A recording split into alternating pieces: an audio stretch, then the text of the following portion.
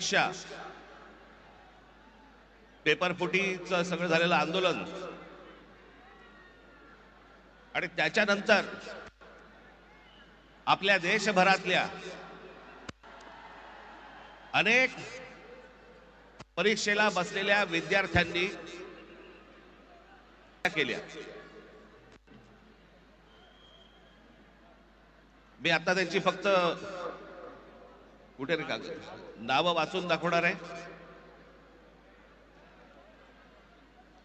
प्रदीप मेघवाल राजस्थान, ऋतिक मिश्रा उत्तर प्रदेश, सिद्धार्थ हेगड़े गोवा, भाग्यश्री कर्नाटक, अंशिका पांडे दिल्ली, उमेश माळी राजस्थान, रेणु मीना राजस्थान, रिया कुमार थापा उत्तराखंड, शिवानी यादव उत्तर प्रदेश,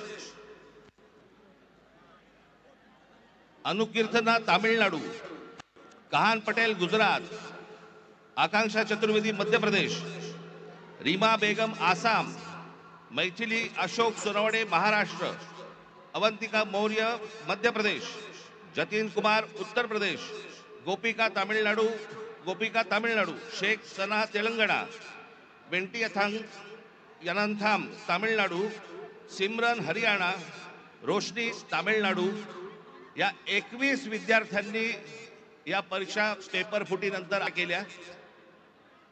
माझी आपल्याला सर्वांना नम्र विनंती आहे की आंदोलनाला यश आलंय, आपल्याला आपला उत्साह आपण सगळेजण इथे साजरा करूच, पण या आत्मलेल्या या विद्यार्थ्यांसाठी आपण 1 मिनिट आपण मौन धारण करू आणि शांत उभे राहू।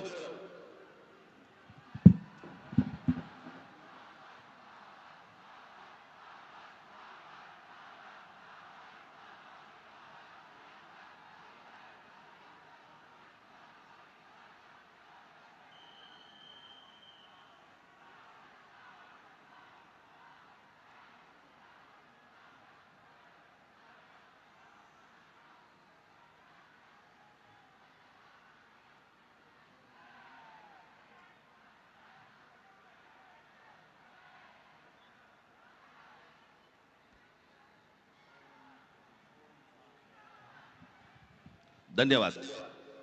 मी उद्धव ठाकरे यांना विनंती करतो की त्यांनी आपल्याला सर्वांना संबोधावे।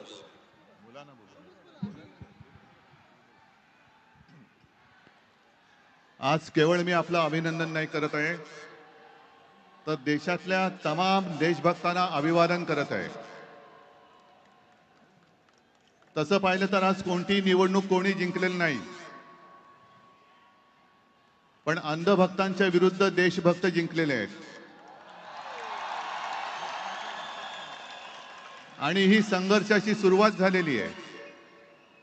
हा संघर्ष भाजप विरुद्ध भारत असा हा संघर्ष आहे।